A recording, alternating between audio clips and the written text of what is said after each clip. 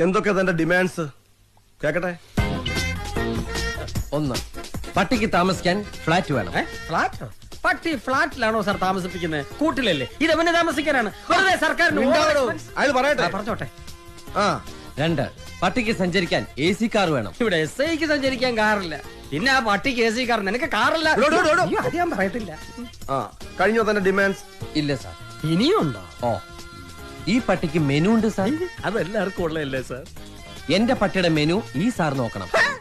നിന്റെ പട്ടിയുടെ മെനു ഞാൻ നോക്കണമെന്നോ? നിന്റെ തന്റെ വിളിച്ചോണ്ട് കാണിക്കണം. സാർ അവൻ പറഞ്ഞു കേട്ടോ, ഇവന്റെ പട്ടിയുടെ മെനു ഞാൻ നോക്കണമെന്ന്. ഞാൻ ഇതുവരെ എന്റെ മെനു പോലും. തന്റെ മെനു കാണട്ടെ. അയ്യേ സാർ ഇത്രയ്ക്ക് ചീപ്പാണോ?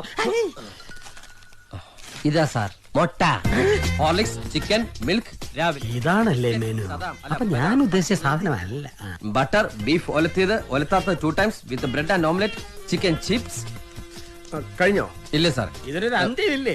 സിറ്റിയിൽ 10 സെന്റ് സ്ഥലം ചോദിക്കുക പട്ടിക്ക് അപ്പി ഇടാനും മുള്ളാനും. വേണ്ട, പട്ടിക്ക് മുട്ടാറാകുമ്പോ സാറ് ഒന്ന് സഹായിച്ചാൽ മതി. എന്റെ കുട്ടിക്ക് മുട്ടുമ്പോ ഞാൻ അറിയാറില്ല, പിന്നെ ആ പട്ടിക്ക് മുട്ടുമ്പോ പട്ടി എന്താ സാർ ഇൻഡിക്കേറ്റർ ഇട്ട് കാണിക്കോ? എനിക്ക് മുട്ടാറായി, എനിക്ക് മുട്ടാറായി. സാർ ഇത് ശരിയാവില്ല സാർ.